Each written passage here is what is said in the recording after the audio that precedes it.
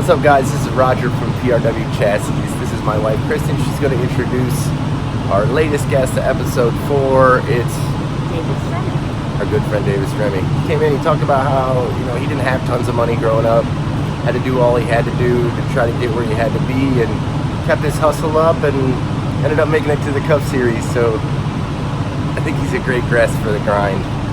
Have a good day. Let us know what we can help you with. My wife. Peace.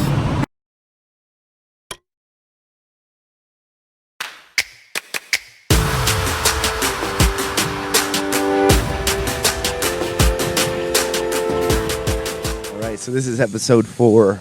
This is a great friend of mine. I really wanted to get on the show. I've taken a lot of feedback from a lot of people, and I've found out that our drivers could use as much help as possible. And so I brought a driver and a car builder and a great friend of mine and a guy that I think made it the hard way.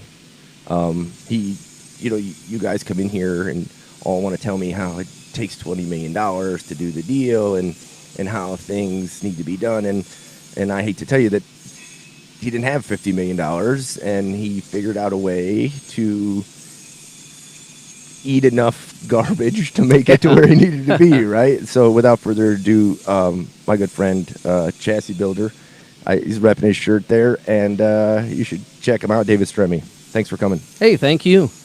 How long have we known each other? Long time. 16 years. Probably. I met Roger, okay. Long time. Roger just didn't walk into this stuff either. I met him. He come down and worked. I was driving for James Finch. Yeah. And, yeah, that's right. They had moved to South Carolina. They're trying to, get more people organized. And all of a sudden, this guy from Ohio was in there. And yeah, it was good stuff. What's this? And racing's a small world, so. And then you meet people, and you hold relationships, and we had a good time. We did. We had a great time down there. We were surrounded by a group of racers. Still, many of those friends that I still talk to on a weekly basis, if not daily. Spud and Chuck and yep. a bunch of different guys that we all kind of. Nate Homick, I talked to him a little while ago. I hadn't talked to him in years and years, and I think it's great the way it works. And some of the things that I wanted to bring David on about was the title of this show is The Grind, and we talk about, you can hear probably a lot of grinding in the background.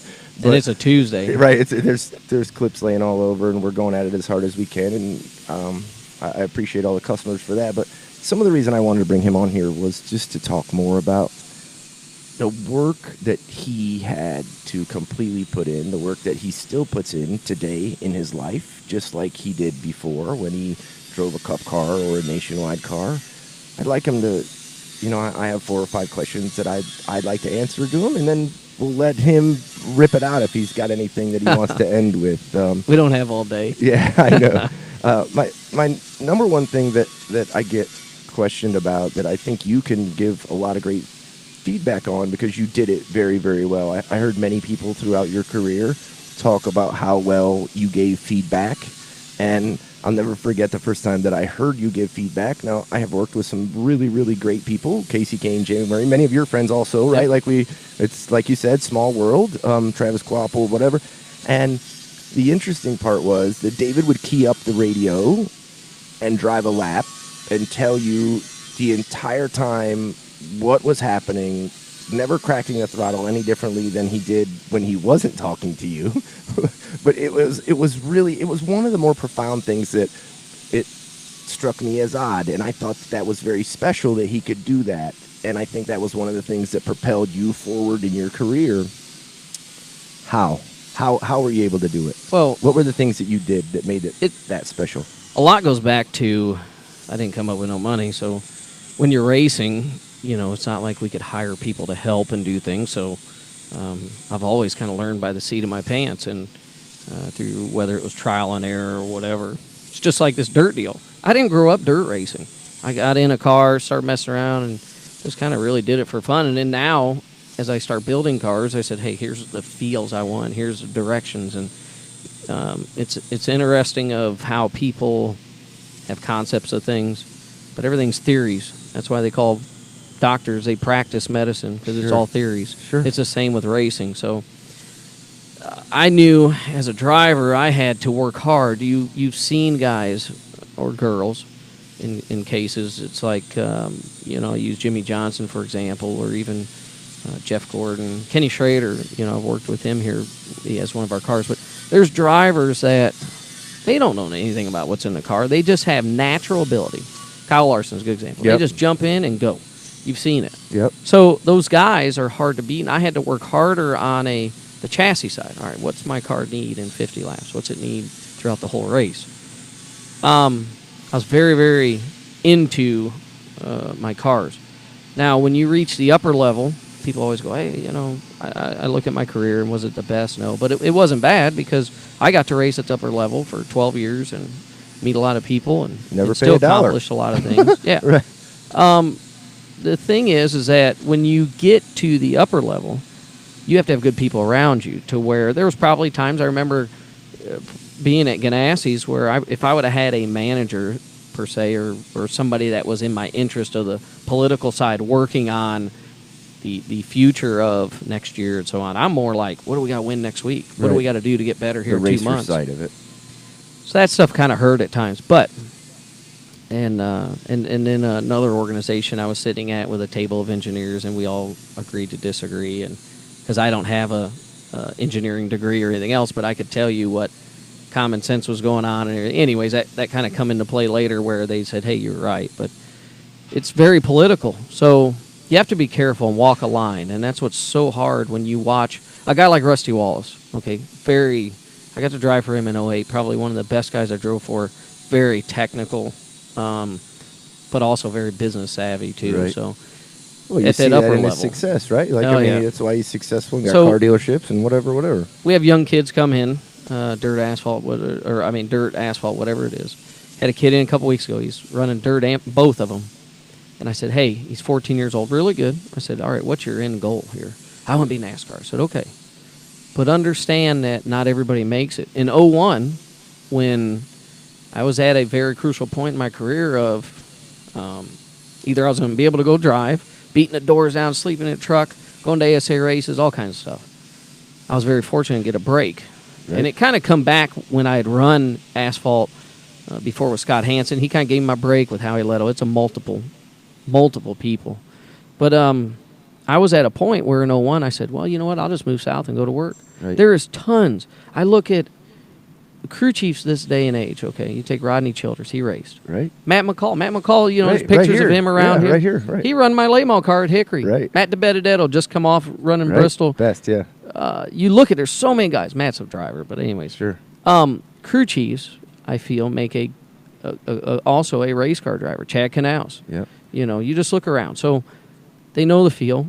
But it's just a point in your life where you got to go, hey, am I going to work on them? Because we all love and have passion for the sport. I was just very blessed to have been able to I guess God had a path for me because I didn't have money or anything else. This day and age is a lot harder, but we do see people. You take Corey LaJoy. A lot of people, they work hard. Yeah, they might raise a little money, but they don't come from money. So they're Right. still having rides. Probably why I'm more on the dirt side of things now because I'm not as political. I kind of have I don't give a shit attitude because I've been through so much. And I kind of voice my opinion. I don't have a filter. The dirt side, if you have money, and it don't matter how much you have, if you can't go out there and drive, you're not going to cut it. You'll be Right. out. So that's what I love about it. And, you look at the asphalt, and I'm not going to sit here and debate both all day. It's just it's hard when I grew up and I could drive and help, and we'd do something where it's like, all right, let's go race Cedar Rapids, Iowa. All right, I'll go drive it. And, we run 11th, 12th with a car that was probably going to run 15th, and people would recognize that, and the owner's happy. I didn't sit there and go, hey, I need all this money, or I respected the equipment. This day and age is just hard, and what I've noticed is our sport, how it's changed, where, and I hope young guys hear this, it's not always about, hey, I've raised, let's just say $300,000, and I'm going to go run a late model for a year. You make sure that owner still has fun. Make Right. sure you respect the equipment like it's your own. What we've seen many a times of people take over a ride and they got a little money and they just don't respect things. And then it's gone. Yeah, and anyway, I kind of got sidetracked there, but it's very hard. Everything's a constant change in this sport, and it's so hard right now to just on raw talent make it. You got to work, you got to want it, It's the same way in a business. I told Roger, I walked in here and I look around. I mean, these guys are working here, and they're going to be around for a long time because they work and they care. You can walk in places and you can see who's doing what and how long they're going to be around and if they're here just for show. Well, we're just trying to, I just want to bring as much value to everybody as I can. I realize that is kind of the opposite of the racing trend, right? Like, everybody has been, I'm an opposite guy. But you've always been a guy. If that guy walks in, you don't go, oh, he's got a pair of Nikes on his shoes or this. You're not into right. You just treat everybody the same. Right. We talked about that a little bit off camera, that we find our paths are so close, varying in the fact of we probably try to save people more money, which is not in the best interest of our businesses. But we try to save people more money just out of the fact of we both come from humble beginnings. We both were, Midwestern guys that just didn't grow up like that. So I think that's an intriguing way, right? Too, if a guy walks in here and you go, man, look, this is the only amount of money I have, well, then you're going to make it work. Right. We've all been down that road. Right. That's the problem. That's what racers do. Some of these racing operations, and I'm not here to slam anybody or do anything. I see it with competitors of mine. They sell items. I'm like, I call them fishing lures. They sell stuff just to sell. Oh, man, I caught this. Right. You always see all these advertisements. And they sell this stuff just so they can make an extra buck and do all this. Listen, if that guy's not here next week racing and the following week and the following week, we're pretty soon going to have nobody. Right. No fans want to go watch 10 cars race. So, we've talked about that, and that's where, it probably gets me in trouble at times. Even yourself, you're like, man, you know what? But in the long run, hopefully it helps our sport. It's about what's good for everybody. Well, we have to be, right? We have to be proponents of the sport. Otherwise, we're contradicting what we're saying, right? Like, I need this to survive so that performance can survive, so that my customers can survive, so that all of you. So I appreciate everybody so much. That's why I'm switching my models so much, is I realize that everybody doesn't have access to David Stremme, who I texted and said, hey, pal, I need a favor. Can you come help me with something? He's like, yeah, sure, no problem. Boom, right? So I need everybody to realize that there are some of these examples of guys that have really shown you that they're not going to tell you that. I would sure that he would tell you right now that the way he made it and the way you would probably have to make it right now are not the same. But the intriguing part is through someone that went through it, and I don't care how you want to deem it, maybe that he didn't win 25 cup races, but to me, being one of 43 guys on a Sunday race that that there's only 43 people in the country that do something is a pretty big deal to me. Yeah. I mean, when you think of that, the odds of that are profound. And even saying I was 12 years is more than what, in this day and age, most people can say. Right. And it's not just drivers, it's people working in the industry and being around it, but there's a lot of passion in people, and that you have to take passion, and it's still hard work, no matter what you do. Yeah, everybody, if you look back on a career, everybody say, I do this different, I do this. Well, you can't change in the past, but I know one thing. I said, hey, I was burned out. I had to figure something out. I was kicked in the nuts. I was down. And I started dirt racing. I still love asphalt racing, but I had to find something new, right, and to get that charge back. And it's no different than you with this here. Right. Did you find it? Did you think that the dirt racing has revived your life to the fact, or I love it. It gives you passion again. Oh, I love it. I mean, we go to races. Ruderman said the same thing. Yeah, it's not about, hey, this race is paying this. Trust me, there's days I'm sweating my balls off, and it's 100 degrees. We're sitting in the car, and I'm like, what am I doing? Right. I don't have to do this. Like, his knuckles didn't get no better looking in the 2 years. No, I got right? burns. Right. That's what I mean. So anyways, I enjoy. That's the thing too. I enjoy working on the cars, getting them dirty, and as we've gotten bigger, I kind of got to step back a little bit, but I still get in there and work. I like my cars, my personal cars. Me and Kevin work on them. That's it. Sure. So the thing is when you talk about people and things that have changed, trying to get into the sport or go up the ladder, what hasn't changed is the hard work. Right. And still putting that effort in. I remember Tony Stewart. Him and I were talking about, just our past and racing. And I remember him talking about he was racing somewhere. I think it was Wisconsin, somewhere, midget race. And he drove Salem, Indiana. He fell asleep in his little Mazda car. He's like big back window. Remember them big arch? Yeah. I don't know what kind of car it was. But anyways, he said, man, it was hot, and I fell asleep. And then they're blowing the horn. I was blocking the gate, and I blocked the gate just so I wouldn't miss, the gates opening. So, I mean, it's not like everybody just paid for something and went racing. Right. Everybody's paid their dues. It doesn't matter. Juan Pablo, man, me and him talked about it. I mean, there's multiple people, but it's very easy for us to mark somebody as, oh, that guy hasn't paid his dues or done this. It's like, people think that, oh, Roger's a certain way or this. Right, No, sure. we get to meet him, talk to him, and there's many people like that.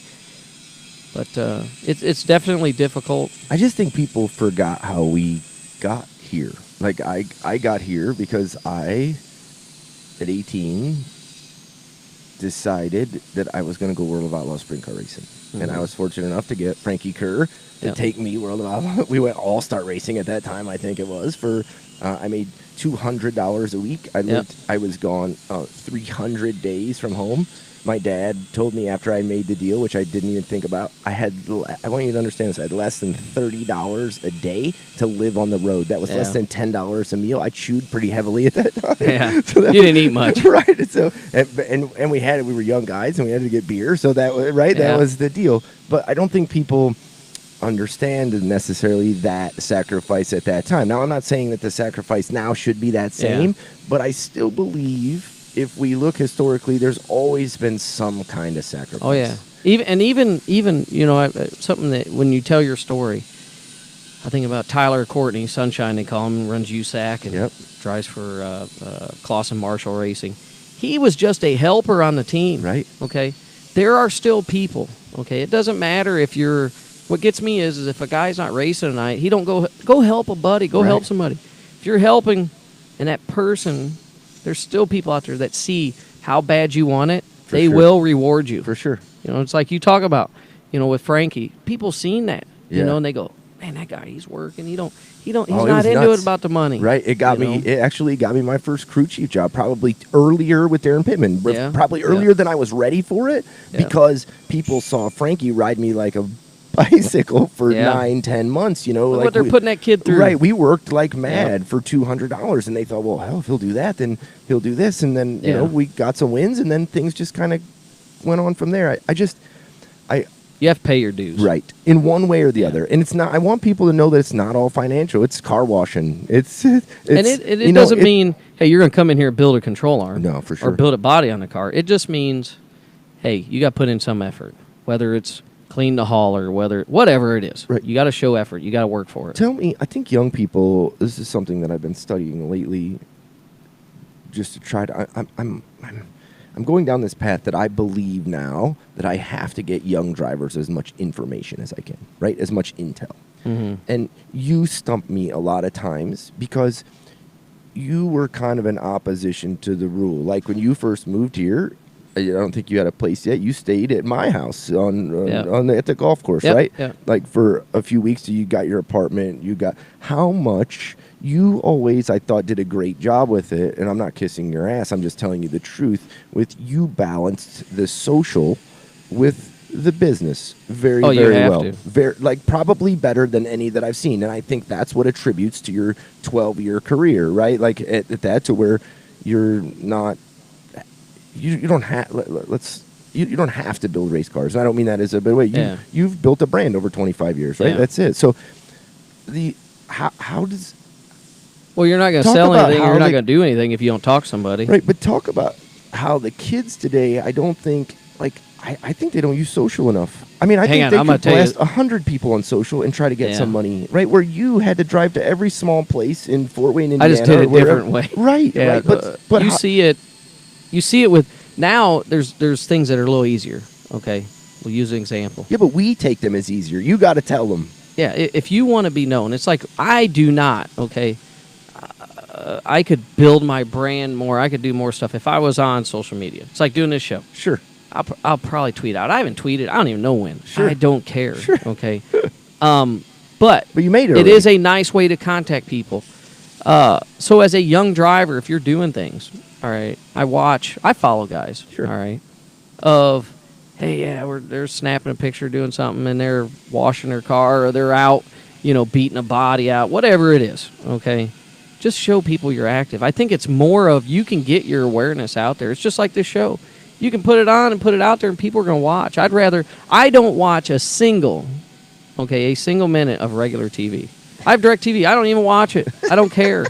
Okay, I watch Netflix, Hulu. Right, sure. I watch it on my time. I watch, I'll scroll Facebook, all social media. Sure. I'm not into Snapchat. You get in trouble in that crap. Yeah. I mean, well, I you're a happily married man. Yeah, I don't need that. It's different people, but people communicate that way. Now, when I talk about communicate, it does not mean, all right, hey, I'm going to send this guy a text message and see if I can drive his car. No. Walk your ass up and go introduce yourself or communicate. All right, I hate that.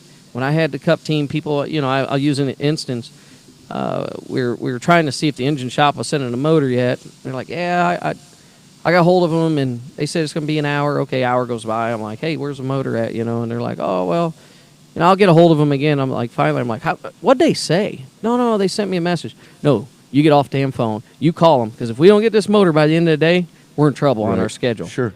You lose that sense of urgency. Yes. So it's like, yeah, you can send emails, you can send a text, but there are times just walk up and talk to somebody.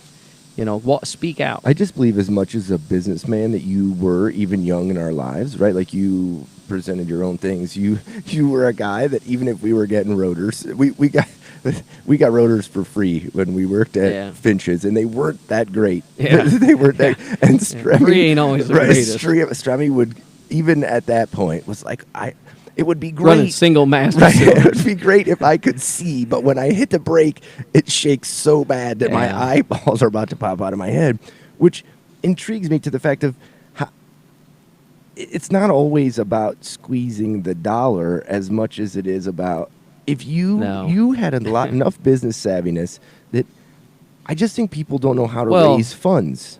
I've been down the road where hey, you want this free stuff? And it's cost me, whether it was a win or performance side. But I also have always been very blessed to surround myself with good people.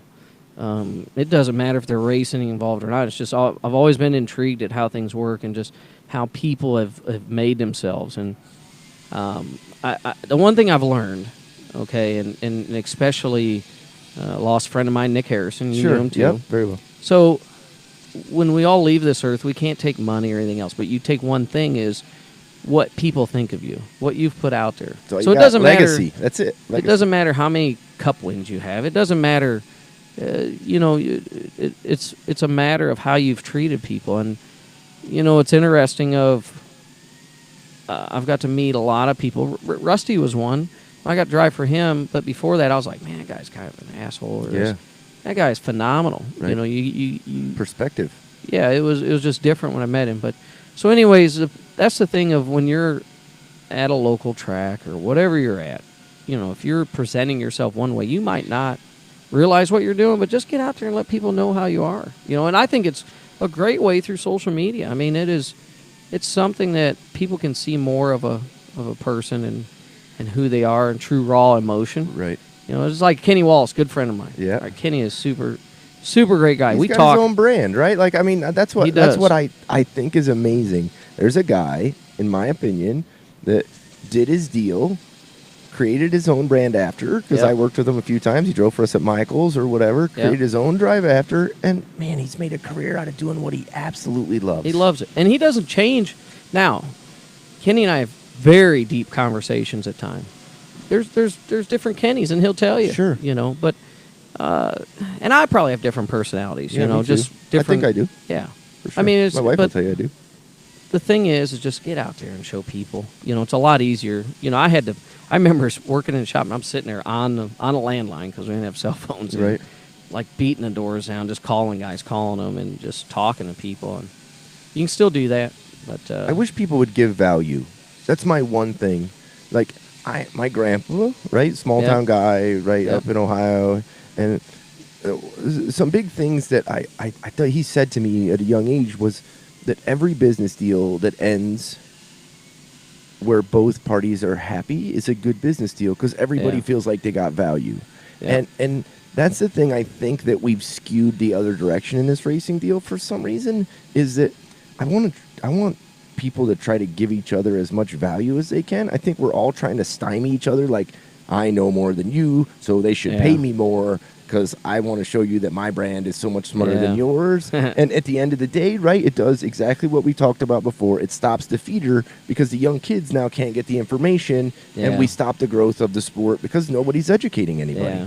There's a lot of things that stop the sport. No, right, but that's part some of it. Type A personalities. Like it is. One thing I've seen is I remember I grew up an asphalt guy. Sure.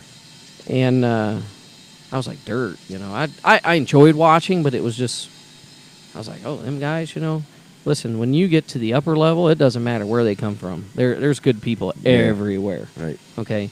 I feel like I'm a pretty decent dirt racer. We've won a lot of big races, done stuff, but I still am looked at as an asphalt guy. All right. But it's like, I look at everything as we're just racers. It doesn't matter drag racing. Right.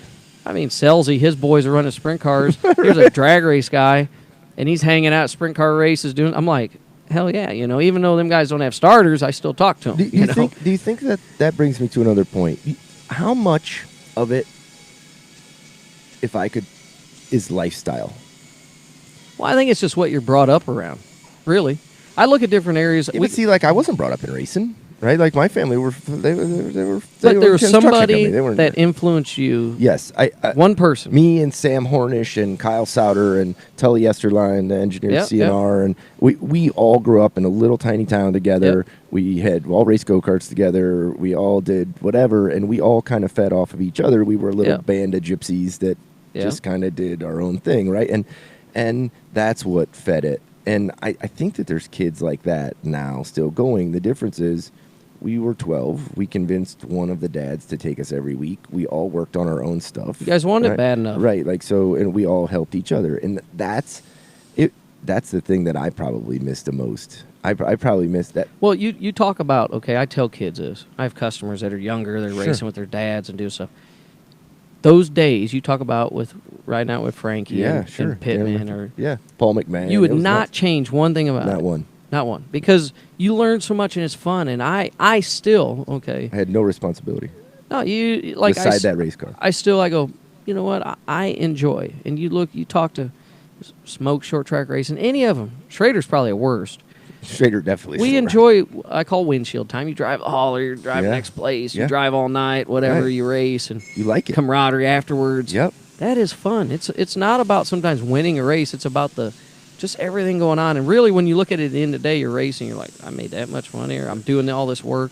But I enjoy the fun part of it. Yes. I don't enjoy, like what got me out of late model racing is we'll just use Hickory, for example. If I'm going to go to Hickory, I'm there at like even 11 o'clock in the morning or 10 o'clock. Yep. Practice, get your tires, you're working so hard and you're done at 11 at night. And I'm like, man, I just killed myself. Right.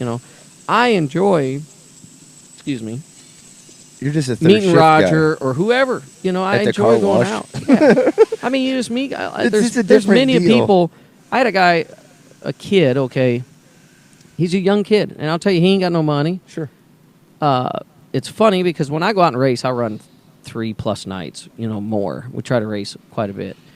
I went out. It was Memorial Day weekend, and I had seen a kid won on Friday. And then the car isn't a very nice modified, but I'm like, is it yours? Man, that kid won. No, it's another brand, very even older better. car. That's what I like too. Yeah, but I'm like, man, that kid won. He must be pretty good because I knew who was there. Sure. Again, on social media, I just followed this racetrack, and so I seen him. Never heard of him. Next thing you know, this ain't no shit.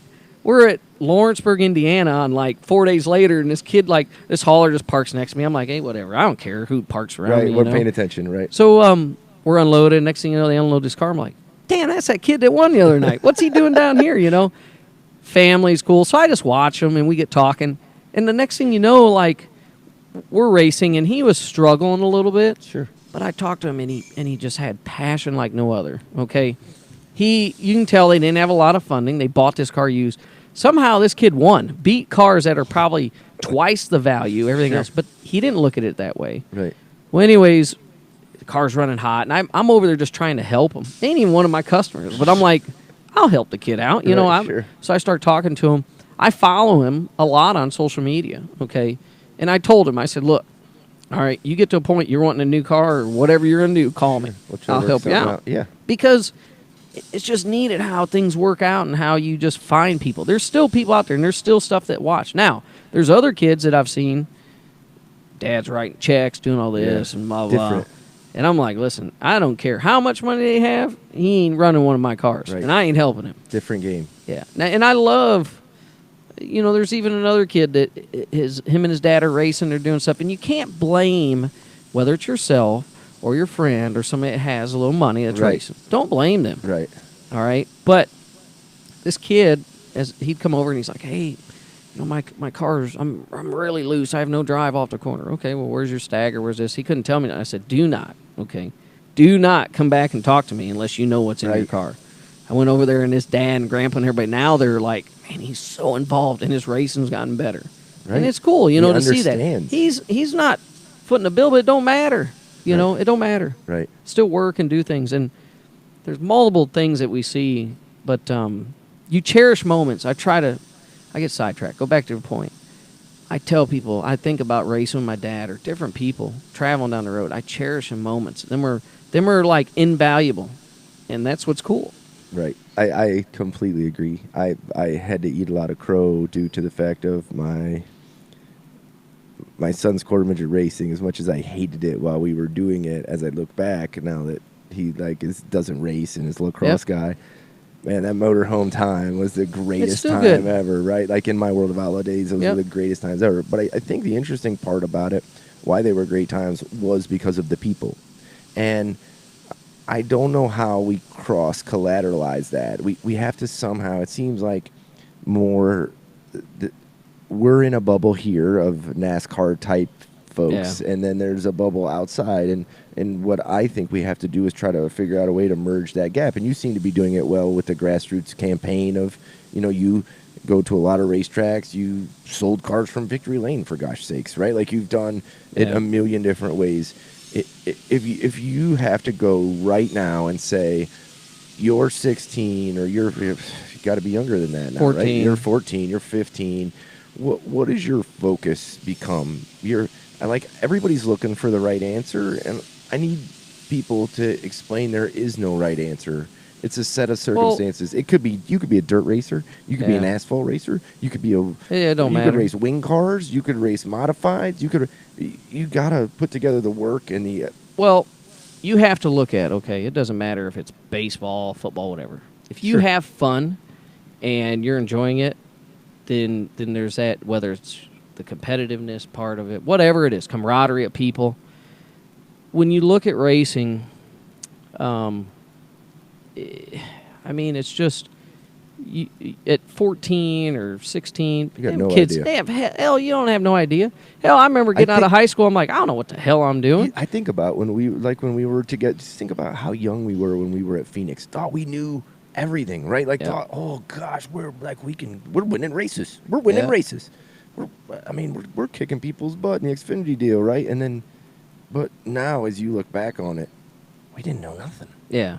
Well, and two, we worked hard, but we didn't know nothing. You know, you as a younger person, I try to help people. I wish people would have helped me more and said, hey, okay, you need to look at in 5 years. You know, what do you want to do? What do you want to do in 10? Just kind of keep that in your mind, keep doing things. But, you know, in this business of racing, it's great because you can network with so many people. Right. All right, I've learned so much of nothing to do with racing, just life things and businesses and stuff, just through the racing industry. But the one thing, it's so hard, our sport now, because they are younger, you know, of things of where I've had to look at stuff different. It's no different. I was at Eldora, okay, went up, helped Harrison Burton. It's him, Noah Grayson, Todd Gillen, a bunch of young guys, okay? Yeah. And we're done with practice, and like at the dirt race, you gotta really. I'm watching how they're prepping the track, how they're doing all this stuff. And even if we were asphalt racing, you'd be checking sway bars, checking all your stuff. Right. You know, well, all of them went and they got in a little powwow on the front stretch, and they're over there on their phones. I'm like, what the hell are they doing? So I walk up, Well, they're listening to music. They're cutting up on Snapchat, Instagram, all this. And I'm like, I said, what the hell are you guys doing? So they tell me, I walk back, I talk to Burton, and I go, man, this is way different. You know, it's one thing you'd cut up with And your you think about it, competitors. right? Like Burton is another one step older than you, yeah, right? he's So different it's like, generation right. than me. Yeah, for sure. I said, this is way different. I said, you know, I feel that you talk to guys. It's like Butch Miller kind of taught me in ASA. Yeah, It's like he'd yeah, talk Butch to you Miller. and he'd only tell you enough. Right, Okay. right. And he'd probably steer you a little bit. Like he wouldn't steer you wrong, but he's He competing wouldn't give against you all the info, right? But it was a respect thing, you know. Sure. These kids, they're sitting there, and I said, man, they didn't even know how to talk to a girl without that phone, or they didn't even know, like, it's just a different generation. And that being said, I went with Toyota. They asked me to go with Haley Deegan when she got in Bon Suss's car. Yeah. And I said, okay, yeah, I'll go. We go over here to Hickory, first race. She hadn't sat in a super late model. This was 2 years ago, so whatever. She was 16 or going to be 16. And Bond's like, hey, go out there, run third gear a while. You know, they're kind of doing all this. And I'm sitting listening, and then she damn stands on the fuel, and I'm like, damn, this girl's stout. Yeah. I'm like, she's getting after it. Come in, they start talking to her, and they ask my opinion. I said, first off, don't talk to her like she's a little kid. Right. I said, because I'm going to tell you, she's been racing since she's 5. Right. All right. Think about that experience she has, 10 years. You know, when I started when I was 15, had to wait till I was 16. Right. All right. So you're gaining, and that's what's different now. You know, when I hate when somebody says, oh, that kid's 14, he just run me over. Well, unless he just started at 14, which I highly doubt right now, he knows what the hell's going on. Yep. But with her, she's been racing so long, and just, you know, you didn't have to go through the things all right, work into it. It's like, hey, hold on here. Listen, We got to slow you down. I took her to Hickory 3 years ago. Her dad came in here. They just kind of come to town. I think it was like Yep. 2.5 years ago or something. And he said, you know, I got a deal. I'm trying to do this. I'm Yep. doing this. He's giving this whole spiel. I didn't know really who he was. I think I offended him because I didn't Yeah. realize Yep. that I didn't know that he was like a motocross legend Yeah. guy, right? I didn't care. I don't know nothing about motocross. Same here. I just knew his Right, name. but- Whatever. So we're talking, and he's like, I'd like to go test. Would you go test? I said, sure. I said, what are you looking to get out of this? He's like, really nothing. I just need to keep her in a seat. I'm like, man, this guy kind of gets it, right? Like, all Yeah. right. So we went over there. I called David Gilliland that day, and I said, holy cow. Yeah. Somebody's going to have to she's going to destroy some stuff. I think she's going to tear some things up. Oh, she's gasser. Right? Like she will, but as far as the aggressiveness, as far as she's a smart girl. Yeah. I mean, she's smart. She understands how to play the game. She understands what the things to do. I would be very, very, very disappointed to not see her at the next level. Oh. Now, Yeah. I do think that her family's leverage has basically helped. But the thing that I can't figure out, But she wants it. right? And here's what I was getting ready to say. The thing that I can't figure out is why more people don't watch what she's doing and do that. Yeah. Like, Well, look at that's- social media. That's working, right? Like, how Yeah. do you not understand what she's doing is working? Like, Yeah. everybody wants to get on there and shell Natalie and talk bad about her, and I'm not getting into that. We don't need to talk right. about that. But the interesting part is that they're all raising money in some way. So Yeah. now take some other stipulations to try to. She raises so much awareness. That girl is a great racer. Yeah. And we're talking about Deegan now. Yeah. I mean, that girl's a good Well, not racer. only that, but social media wise, it's not about. I hate when people say sponsorships. It's all partnerships. Yeah. It is a partnership. Nobody okay? just walks up and gives you $12 million. No, That's just- sponsorships is like, I just hate that word. But anyways, Haley really shows the brand and She shares does. it. And she shows just what we talked about, the social media side. She gets people out there. She's like, I loved it when, I don't know what that kid was, Kraus or somebody was pushing her around. She's like, I just give it back. And this, Right. I love it. She showed her passion Right. and her honesty. Yeah. Okay. That's what people want to see. They don't want to see this, oh, well, I'm baking cookies today. Right, or, right. you know, who cares? Selling Betty Crocker. Yeah. Yeah. So she, but she has that passion, and she is just strong. She's a you racer, know. I think. Now, I very hope. I'm with you. I hope they don't push her along too fast and too. do things, because when we get to the upper level, it's very hard to help. You can't have all your input, but you got to surround yourself with good people. And her dad's smart. He is I smart. hope they do. He's a but smart guy. she is very capable of competing at the top level. Right. She is still, what I love about her is like, she, it's been 2 years I've seen her. We'll tweet and stuff. She responds, does things. Yeah. She's down to earth. Genuine girl. She loves racing, and I think it's all she knows, right? Like, it's a So- lifestyle for them, right? Yeah. Like, same with a lot of other people. and you learn. Look at, you take Brian Scott for example. Okay, kid come in, he run late models. He made it to the upper level, and then he said, you know what? I'm on a family life. Yeah. David Reagan, same way, just Yeah, announced. right. He's 33 years old. Right. Okay, that's all he's done is Right. race, and people forget that's what was. It's very hard. Okay, What about Carl? the same way. Hell, I'm done. I'm out. I mean, Peace I out. feel it was on his terms, Listen, but I agree with you, but still, there's more to the story. Hey, I'm out. Okay, but when you look at people, it's like I'm 42 now. Okay, I've not this year, last year, year before. I've had offers to go run truck races. Sure. No, Right. no. Okay, I am done with that. I don't care to. I am at a different point in my life. I want to relax. If I want to go to Tyler County, West Virginia, out in the middle of nowhere, Right. I'm going. Yeah. Okay. So everybody has to find their niche, and when you go through life, you look at things differently. And when we were younger at Finch's, it was like, well, we didn't give a shit Right. We're about just nothing. racing. Right. Racing. Let's go. Racing. We're going Pikes Peak. Right. We're going to do this. It didn't matter. We go to lunch, and it didn't really matter if we took an hour and 10-minute lunch because we were staying there till 9:30. Yeah. Right. Yep. Like, so it Yep. didn't. It wasn't. We had no life. Right. If you left there at 5 o'clock, you were ostracized, Yeah. and not in a bad way. Like, I thought it was cool Like, I'll because tell you you- either bought in or you didn't. That's it. And what was hard, I learned a lot at Finch's. I love James Finch. I did Great too. guy. It was great for me. There was a guy there that was in management position that it was funny because I was my rookie year. We're running half season, but I'm gonna use it as an example of I didn't pay attention to nothing. I mean, I was a development driver for Ganassi. Yep. I'm letting him do all the stuff, and I'm just racing. Yep. And I remember it was a month before we're going to Daytona, and all of a sudden they're like, "Yeah, he ain't driving for us. We're gonna get something else." And I'm like, Wow. damn, all these guys that I'm like, I considered my friends, and we're all in it racing, and we're like, you're going to war. This is my Right. this is my team. He was down there working on the cars, the whole thing, right? So Like, so then I got to go to a whole new place, and I learned pretty fast that, but even it wasn't.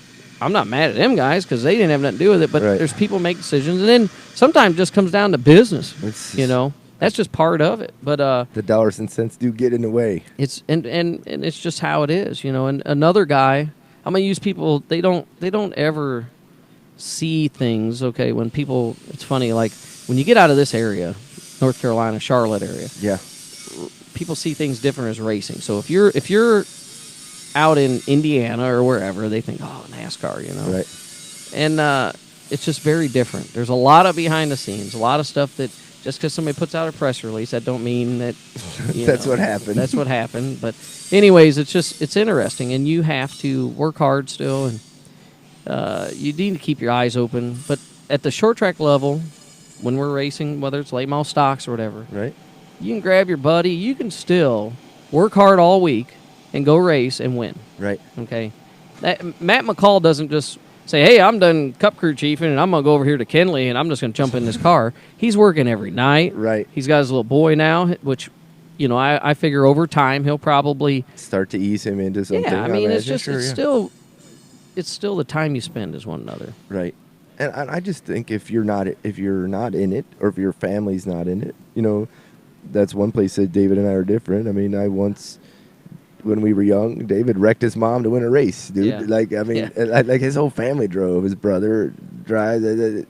So I think that's the intriguing part. I didn't come from that racing thing. I had to chew and grind and work to it. Now, I think... Literally chew. Right, literally chew. I literally lived... That's what I got it through half of my life. I think it's interesting about how you can kind of go different paths, still continue to work, and then... What's intriguing is all those guys that continue to work that nobody thought really was working that hard, but we're all still the ones left around. Oh, yeah. And all I want people to know is it's not a bragging thing about being the one still left around. It's how it works. And if you were to ask riding children, it's how it works. Yeah. Let me also, I want something that I've learned from the dirt racing side. I see this, okay? Sure. And you don't see it as much on the late model side. You see it, I would say Bubba Pollard's probably some guys. You don't have to go to the top 3 level to race and have fun and still make a career. There's guys, okay, Junior Hanley. Sure. I could go down a list, sprint car guys, okay? Keith Kaufman. We can go down a whole list. They still had another job. I always said that's their second job to their first job of racing. But they still made, I can think of numerous dirt late model guys that raced, had fun, made a decent, I would say, either living at the time or networked and got to know people and had a great impact on the sport and had fun that never made it to the top level. Sure. And that's what's probably cool. Even Schrader, Wallace, Tony, we all talk about it, And it's neat when you see, I think of Paul McMahon. Yeah. Okay, Paul, I've got to know because my wife grew up in sprint car Sure. racing. Okay, Paul raced, done everything. Super great guy, okay? We're at PRI, and we're talking now. He works for Quick Car. Mm-hmm. And he's a great asset to Quick Car Products because of his background in racing. But I remember when he drove the U2 car. Yeah, I mean, there. just that was awesome. just- United Express Line's U2 car. I mean, just all over. But here's a guy that does he have what Donnie Schatz has done? No, but he still has had a great career in racing. Still not done, and he's found his little niche. So I mean, as a young guy, don't think that. Man, I got a truck start and it kind of sucked and I'm done. It's long. No, you can go back and still go run South Boston, or you can go run, Stafford, or wherever you come from. You can still race, and that's what I had to find. I love racing. I love more than just driving. I love the people. I love meeting new people, and that's the thing that as a young person, just kind of keep that, and you have to find all that. What is your? We've been going here about 45 minutes. I'd like to kind of maybe wrap it up a little bit with you, Yep. but I want you. Paul McMahon's a great example because he further reiterates my fact is Paul didn't have tons of money, right? Like Yep. Paul scratched, clawed, got in crappy rides. I remember Paul running Eldora with a broken neck. I literally remember that. He had broken his neck.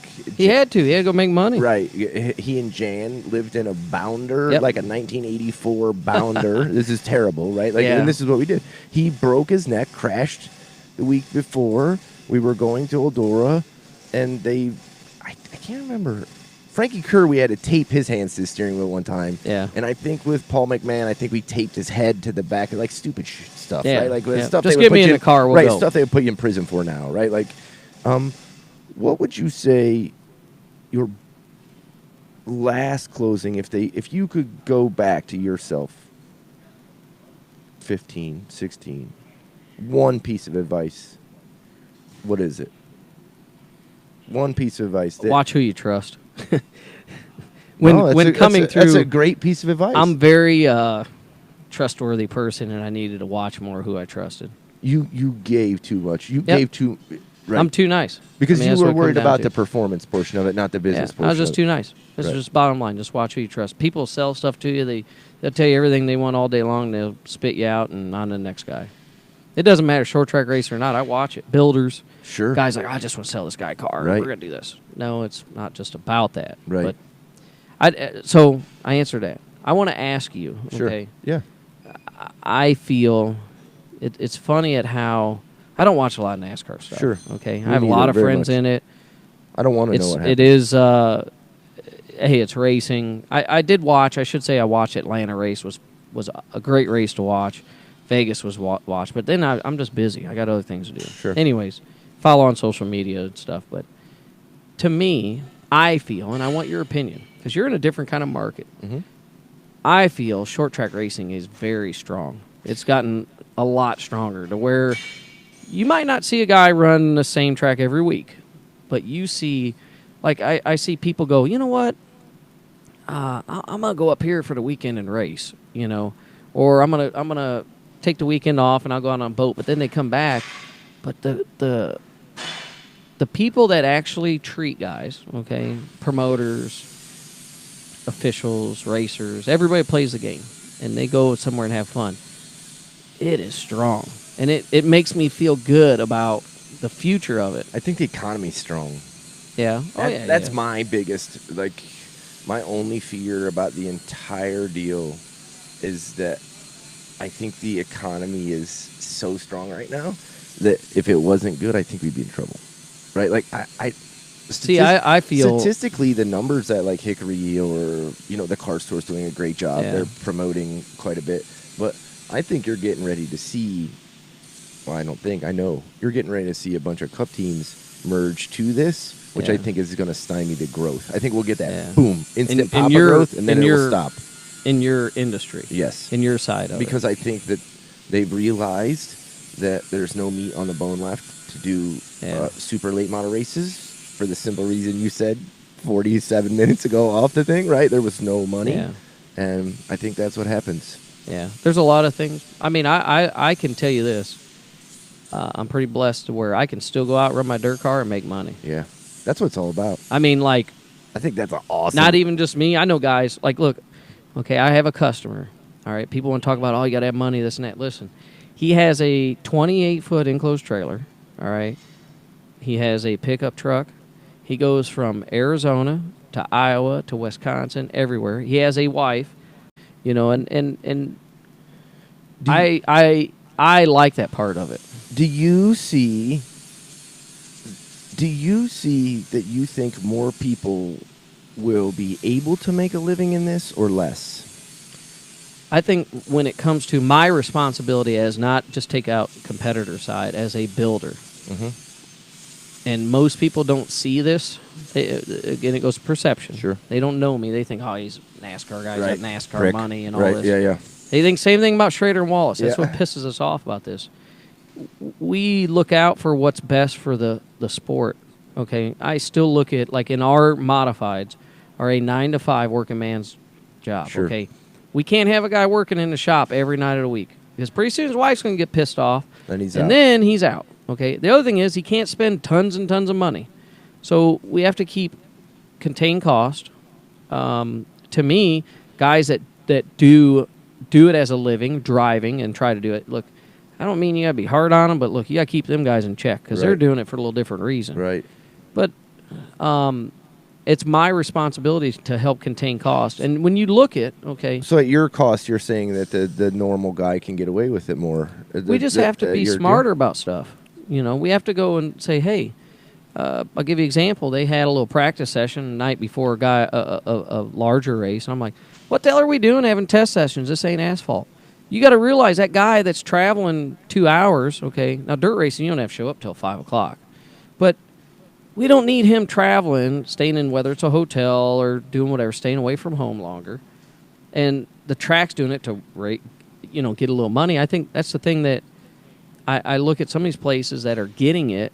They're selling their programs. But don't just keep taxing the racer. Right. All right? We just can't keep taxing them. We have to be smarter about this. I agree. And that's where, when you look at, whether it's...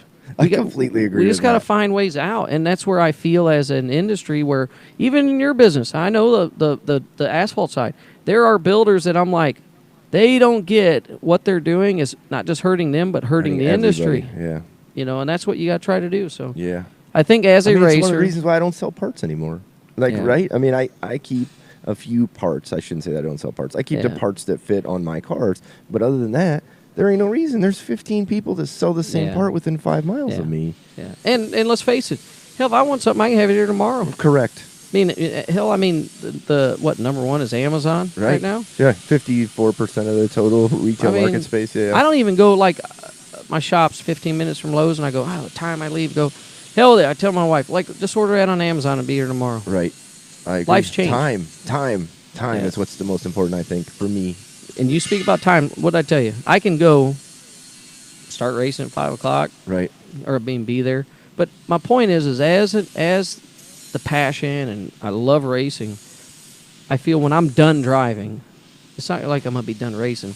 I'm going to probably go into the other side of it, officiating, whatever it is. I got a couple ideas. Track promotion. I don't want to do track promotion. Well, That's just one place. I want to do something as a sanctioning body, like a and series. doing stuff. I don't want to own a series. I'm just going to help.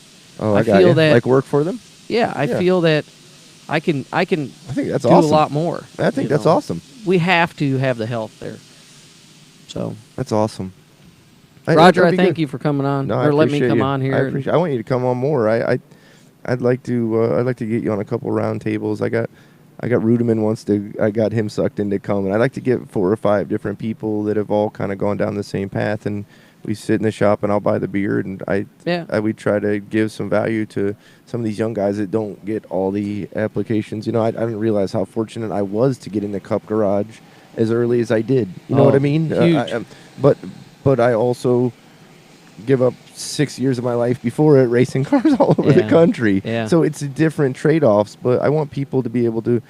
I think that our generation of racers, even Gilliland agrees with me, and I think we have a lot to give that younger one, where that older generation, like we talked about, where Burton or Gordon or those guys are in that other one, right? Like they're in. And they they're in still have Tony's value, area, right? 100%. I'm not saying they don't have value, but they're further away from the end game is now, right? Like you have to. I look back in my career, and I watch like Gary St. Amant. He's still involved, but he was very heavily involved in short track racing. He still is, but his voice and just what directions and doing things. So but a lot of them guys, Teddy Christopher, right? Like a lot of them guys, they owned it. Donnie Schatz, he owned the late model deal. Kinzer before him, Sam Swindell, right? Like, I mean, the guys owned the series, and they were kind of the ambassadors. It's not just about, hey, we won this race or done this. You have to be the whole thing. Right. You have to be part of it. Right. I didn't mean physically owned it. I mean owned it like it was theirs. They picked it up, put it on their back, and they walked through it. But that's our responsibility. And then if you have that round table, be glad to. I mean, I think, too, that people, we're all in this together. That's what you got to remember. That's right. So that's right. Well, I appreciate you coming by. Hey, thank you. David, check him out on his social. I'll actually link his social. I usually put it like up in here somewhere. We'll link his social up there. You can check him out and reach out to me if you need any dirt stuff, and I'm sure he can take care of you. Once again, thanks for everything. I so appreciate it. This is episode 4. I'm not sure who's going to be on the next one. We just keep going, but thank you very much. Stop in, call us if you need anything. We'll do our best to help you. Have a good day. Thank you.